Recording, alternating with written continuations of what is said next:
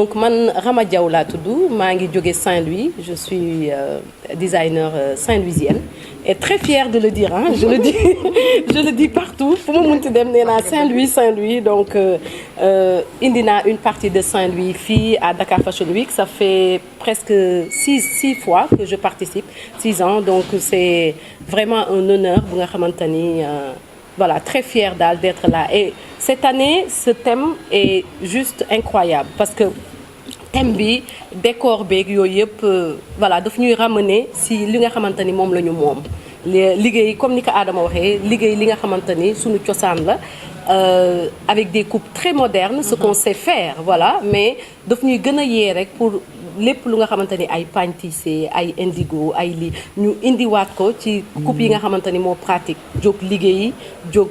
génn dem ville defi ay courses des choses yi nga xamante ni de tous les jours donc voilà on est impatiente de vous montrer collection bi ñu concocté pour Dakar Fashion Week inchallah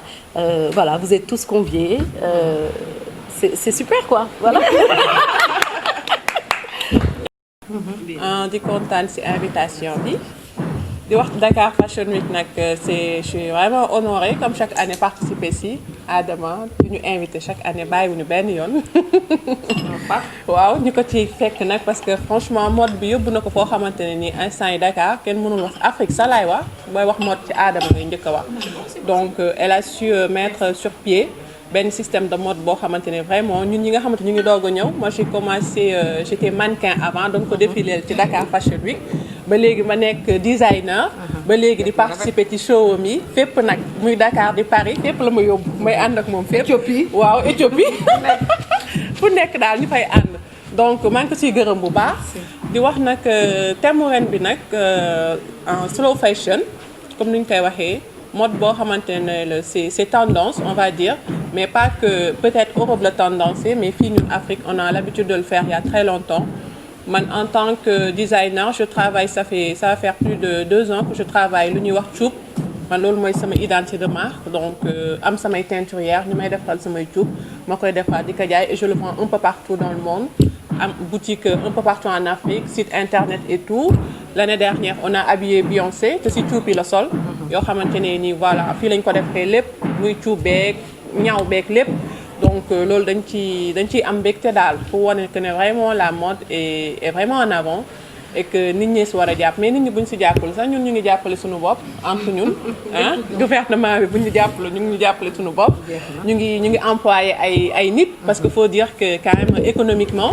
mode bi ça apporte beaucoup même si on duñ ko wax mais ça apporte quand même parce que ku ci nekk am nga sa atelier am nga sa boutique am say employés et c'est des pères de famille c'est des mères de famille ñoo xamante ne ni dañ leen di fay pour ñuy dund donc du coup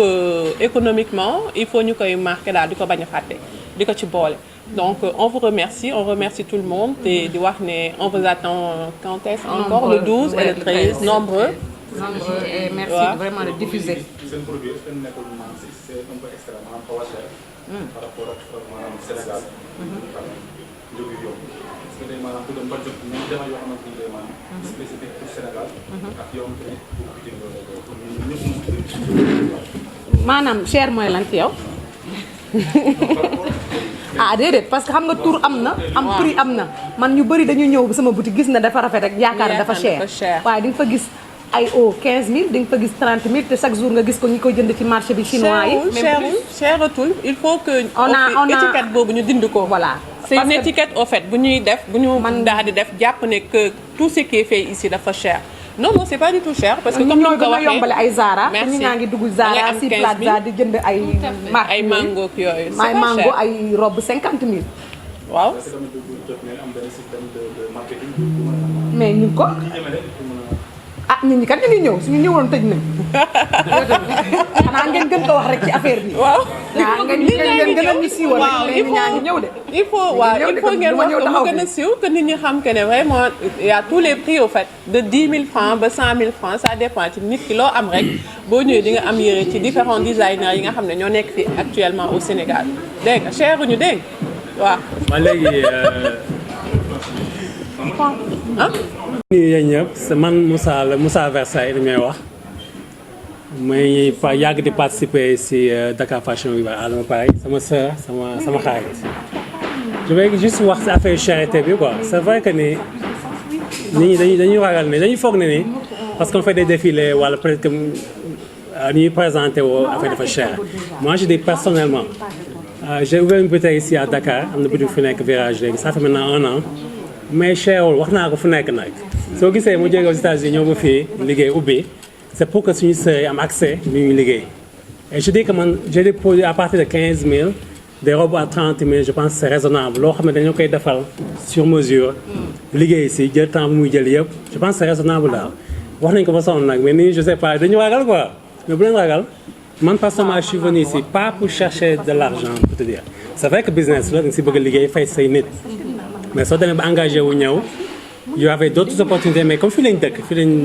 soxeexoo ñu ne on va faire whatever we can participer tout suñu dëkk jël fi ay nit liggéeyaloo leen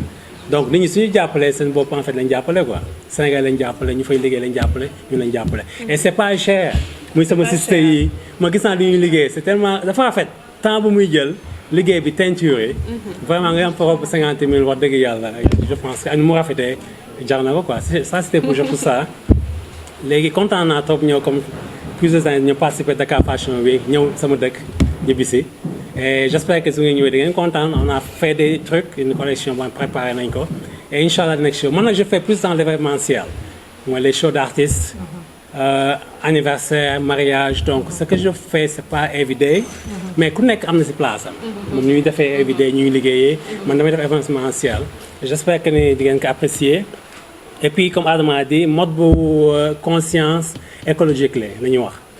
donc tout ce qui est loo xam ne du yàq environnement wala nga jël du nekk si environnement bi réutiliser ko waat ko mën ko ne mën ko waaw recycling ko man idée boobu laa demee je fais des trucs qui sont très glam mais je sais que vous allez aimer c'est quelque chose de nouveau pour moi mais ça m'a dama conscientiser quoi donc je remercie encore ma sœur vraiment moom ma redécouvrir loo waat sama dëkk moom ma jël xëccaat ma te j'ai pas regretté moom biir xam na ko chaque 2 mois léegi maa ngi fi j'ai ouvert une boutique te projet yaa ngi ñëw parce que je vais le dire ici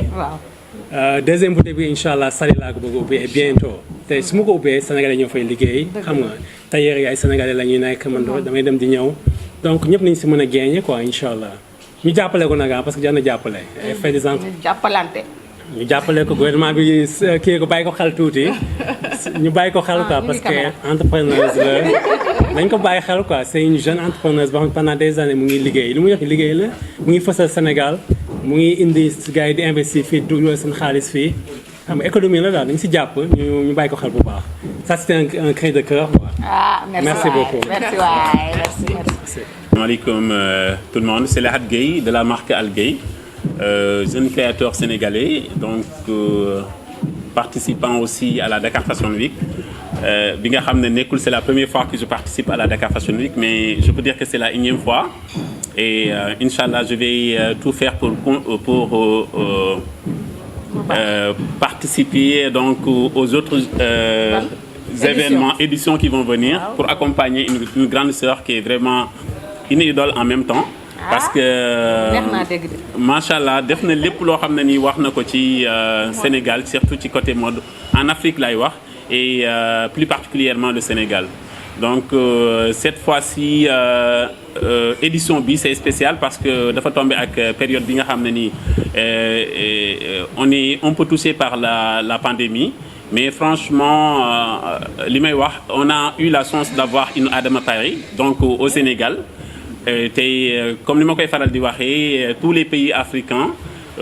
ku ci pays bu nekk waroon na am benn Adama Paris bu fa nekk donc malheureusement on ne peut pas multiplier Adama par n on est obligé de faire avec et puis voilà parce que li mu fi def ci mode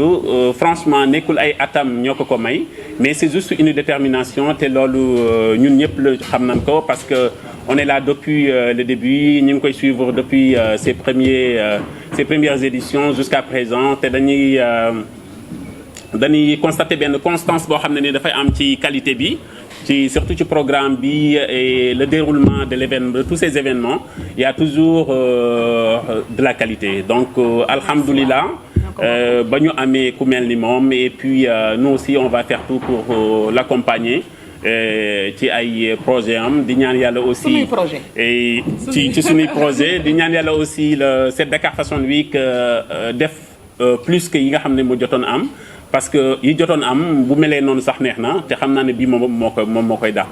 donc alhamdulilah merci à vous et merci aussi ñi nga xam ne ñoom ñooñu nekk di ñu seetaan à travers donc